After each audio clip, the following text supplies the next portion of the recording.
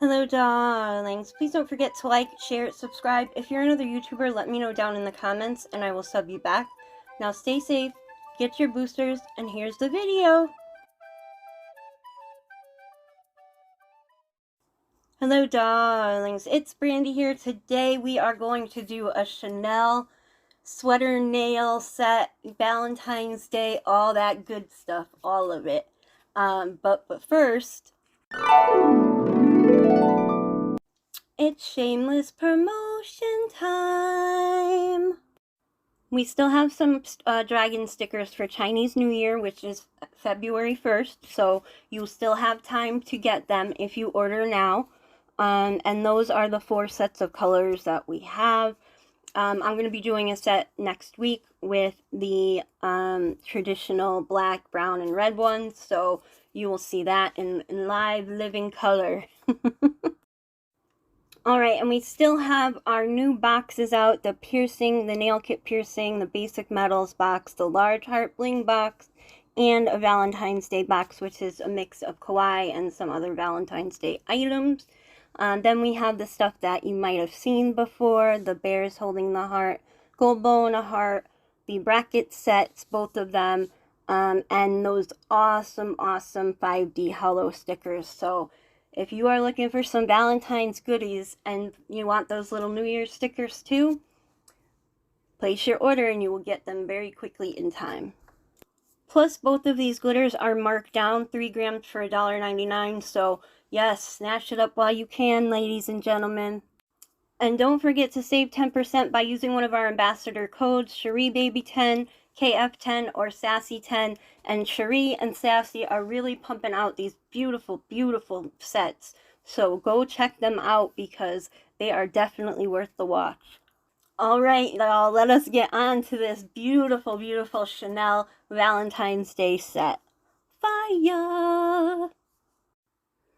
So most of the charms that I used are in the middle section of our big heart bling box. Both the bracket sets, gold and silver, the Chanel hearts. Then it has every color of the cat eye hearts and every color of the bling hearts. So you get a whole bunch of sparkly goodness for a very low price, especially considering how much it would cost if everything was bought separately. Okay, so I started with the paint. I used some pink jelly on 2 of the nails, some pink opal polish on 2 of the nails, and then just straight pink on this middle nail. And that's going to be the sweater nail, the Chanel sweater nail. And it took me a long time to get it right. Now I put a little dot on the top middle, and I did the same thing on the bottom middle so that I can try to keep everything nice and straight with the crossover of both C's, you know, being directly in the middle. They still ended up a little bit crooked, but I'm not mad about it. I mean, I was going to try to redo it again, but it took so long for me to do it the first time that I didn't even want to try to do it again. So, I did a lot of work cleaning up. I am using my very finest brush. And I'm using, I don't know what they call it, like 3D gel or something. Like it stands up more, like it's more stiff than regular gel polish, so there's no self-leveling going on. So if you're doing some sort of hand-painted design that you want to, 1, have it be a little bit raised up, and then 2,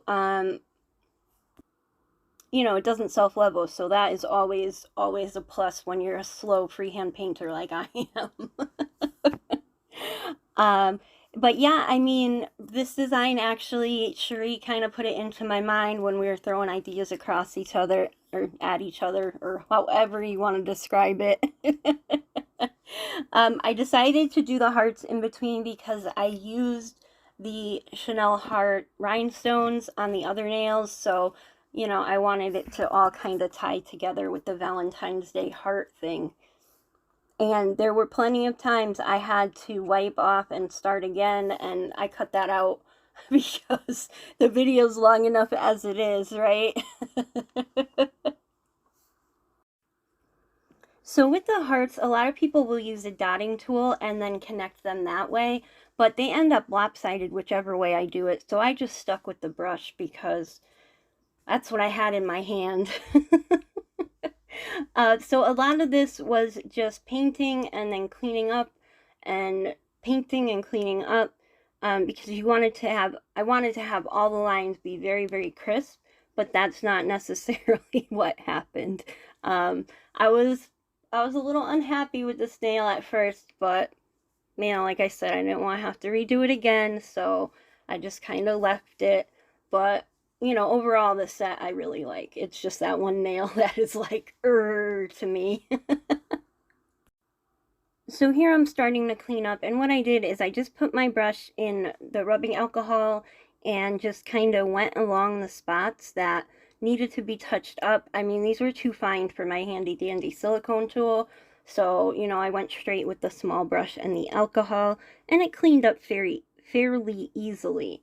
So yeah, I don't know. I don't know what else to say about it.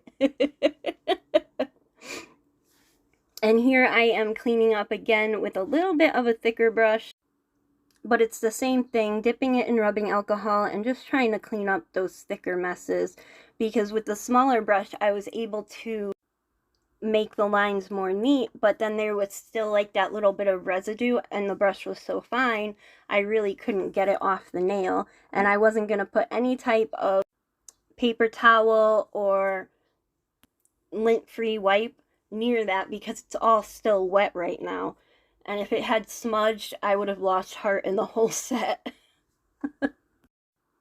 I know the whole background area is a hot mess. I know. My whole desk is a hot mess, let me tell you. But I know where everything is, pretty much, knock on wood, right? So when I did the first sweater nails that I did, I used micro carving gel, and it's kind of like the same thing. It's a 3D gel, and it doesn't self-level, but with the hearts, it just made it look weird. I don't really know how else to explain it, but it looked like I patted the polish in certain parts once I put the powder on, which was not what happened. So this time I made sure to use regular gel polish in the hearts, and they came out perfect. Now these are all still wet, the C's and the hearts, so I'm trying to be very, very careful not to screw it up, but to get a nice even layer of white in the heart so that when I put the acrylic powder on it, it'll look nice and uniform instead of having that weird splotchy look.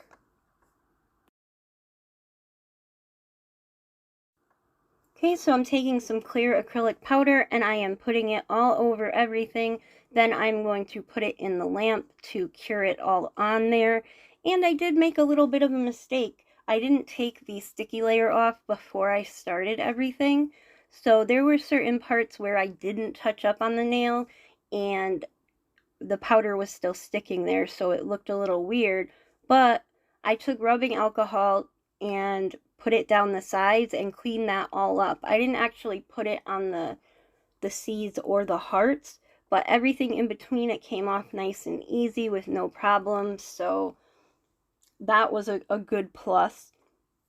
Then I decided I wanted to do some designs on the side, whether they were hearts or like little hearts, or I ended up going with dots or dashes, you know, to finish the sides of the sweater nail. I didn't want to put the two lines on either side of the design. I just went straight with the dots. When I was done with the dots, I put the powder over it again, and it didn't affect the old spots. It only, you know, caught on the wet spots. And it finished up nice and easy. After all that time I spent doing right down the middle, this part was the easiest by far. So that's pretty much the finished look as far as that one is concerned. You know, I still touched up the circles just a little bit more and put the powder on it off camera. Now with the jelly nails, I am going to put some Spar cat eye on top, and it is a pink cat eye, Spar cat eye. So I think it works very, very well, and it just melds together very nicely. I could have put it over pink or over black or over white or whatever, and it would have given different looks. But I really wanted to go with that pure pink to match everything and, you know, put it all together. Now, I had this for a while. I haven't used it before, and I was a little underwhelmed. I don't know if it's because it was a jelly nail underneath, or if it because it was a spar cat eye instead of like a darker one. I don't know, but it ended up just kind of looking like a circle. The heart wasn't really defined. But in the magnet, it was etched fine. Because when I had bought that magnet, I thought the paper around it was a wrapper. So I took it off and the magnet popped out. So I just wrapped it back up and put it down. I didn't break it, thank goodness. But, you know, it was an interesting mistake. The best way to bring out the cat eye effect, at least with the magnets that I have, is to use the very, very end. And as you're going up and down the sides, you will see like a little line start to show. And that's when you know you have the cat eye actually working. Because sometimes you won't be close enough, or you'll be too close and it would look funny. I just wanted to put a little clip in there to show you the glitter of these beautiful, beautiful Aurora nails. I love them. Love them. Now, I missed the beginning part of the water decals, which I'm a little disappointed in myself about, but, you know, I can't really count it as a water decal tutorial, but you want to make sure that in the paper that you have, you are cutting it, you are leaving the clear paper on until you're ready to use it. Now, I cut all these out. I took the clear layer off each one. I put a few drops of water on each one. I actually use a dropper bottle, which I got from She Modern. So, well, I got the idea from She Modern. So, shout out to She Modern. Hey, girl. But I put a little water on the nail itself and then pull the water decal off of the paper and onto the nail. And if the nail is wet, most times you can kind of move around the water decal and not worrying about it sticking or ripping. Now with bigger decals, you might want to actually score the sides, but with small ones like this, they fit so perfect and so seamlessly. I feel like that's the big difference between stickers and water decals. Water decals, for the most part, are like super, super thin, and stickers can go, you know, from thin to 5D and beyond. So if you're a person that doesn't like to have things sticking up on your nails, then water decals are definitely a way that you should consider going. If the decals are still wet, or if you put like a little bit too much water onto the nail itself when you were transferring the decals, you can lightly tap it with paper towel or whatever you use, and that's it. It'll clear it up. It shouldn't move it as long as you tap lightly enough, and you'll be good. Now here I'm going to use my favorite drill gel glue. I'm going to apply the Heart Chanel rhinestones as well as the heart bracket, showing you exactly how it can be used. For the drill gel glue, I usually get the ones that come in the little pot, and it's like 5-in-1. Top coat, rhinestone glue, builder gel. I don't know, there's a whole bunch of things that you can use it for. And now they have it where it's non-sticky after. There's no inhibition layer, which is awesome. So I wanted to show the Chanel Heart rhinestones on a couple different colors so that you can see that they still pop. I wouldn't use it over dark colors because the actual logo will get lost in the dark color, so lighter colors are a must when it comes to these rhinestones. They go in the lamp for 60 seconds and then you're good. Now this chain is so beautiful. It's black and gold at the same time. I love it. I try not to use it too often because it's my favorite and I haven't seen it anywhere again for me to buy it.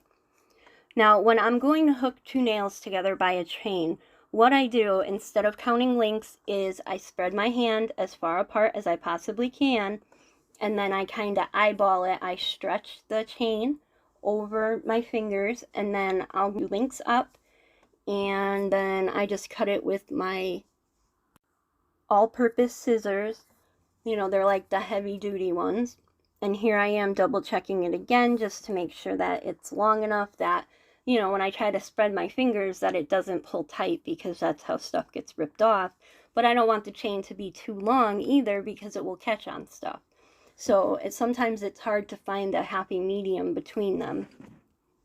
Now I'm going in with the same drill gel glue. I'm mixing it up because I take that pot and I put it in this little, you know, the little thing with the brush. So the original product is still in there, and it's a lot more watery than the stuff in the pot. So it has to be mixed occasionally, especially if I hadn't been using it for a while or what have you. So now I am applying the heart bracket. Now the gold ones came with the rings already on the brackets. The silver ones, the rings were on the side. So I figured either way, I didn't want to open them and close them again, because the more you open them and close them, you know, the wear and tear on the actual product. And I want to make sure that everyone can get the amount of time and wear that they need out of the products. So I don't want to take any of that from any of you. So that's why it was already on there, and it was a little bit of a pain, I'm not gonna lie, to catch it and get it open. I ended up using my fingers, but the problem with opening jump rings with your fingers is a lot of times you can bend them out of shape so much that when you try to put it back in shape, it just ends up like oblong instead of round, or I don't know. So I try to use the pliers as much as possible, but it's still, you know, it's hit or miss, because I have a whole bunch of different pliers now. So whatever seems to be working that day. So I finally opened the gold jump ring.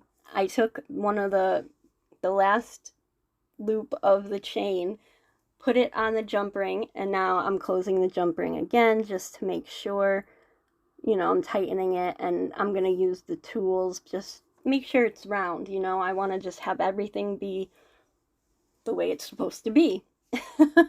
So now that it's connected to that one, I'm going to skip the sweater nail and go for the other cat eye nail. Now I'm going to do it to the side of the cat eye nail so that there's less crossing going on. So again, with the snagging or tearing, I want to try to avoid that as much as possible.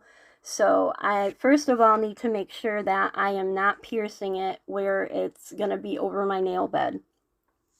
I tend to pierce like in the upper corners. I'm trying to get away from that just a little bit, so I pulled it down. But, you know, I want to step out of my comfort zone when it comes to all sorts of stuff. So I'll be trying a whole bunch of different new things this year, because I want to grow as an artist, you know.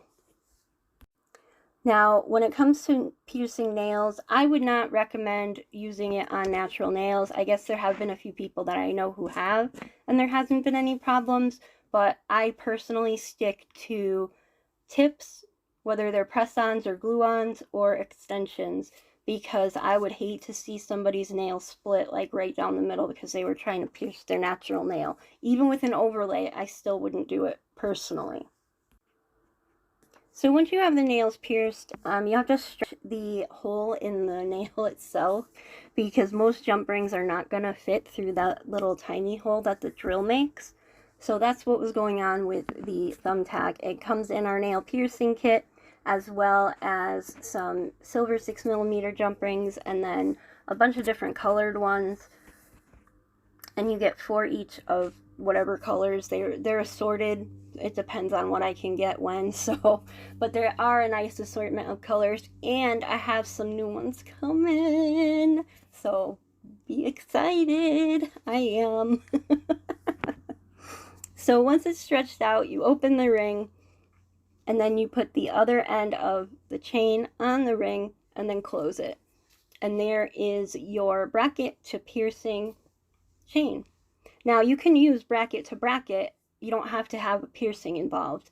So that's up to you. It depends. You know, a lot of people, some people don't like it, some people love it, but a lot of people are really liking the chain look. So if you don't like piercing, that is a better option for you. Okay, so here's the finished look. I added a few more piercings to the thumb. I really wanted to accent the gold and the black, you know, to make it just all tie together, because I felt like the gold, I don't know, I felt like it was kind of not part of the set, like it looked a little off. But I don't know, the piercings to me actually pulled it all together nicely. So here is my Chanel Valentine's Day sweater nail set. I'm not sure exactly what I'm going to call it, but that is the finished look. I have junk everywhere, don't mind me. And yeah, I hope you really like them because I do. And there are more Valentine's Day sets coming, of course, as well as the Chinese New Year. We have all that stuff still on sale, so please check out the website. Again, please don't forget to use the ambassador codes to save you 10%. You can only put one code in at a time. That's just how Shopify is. Don't forget to like, share, subscribe, all that YouTube-y stuff. And yeah, I think that's about it. Thanks so much for watching. Have a marvelous day. And thanks again. Mwah.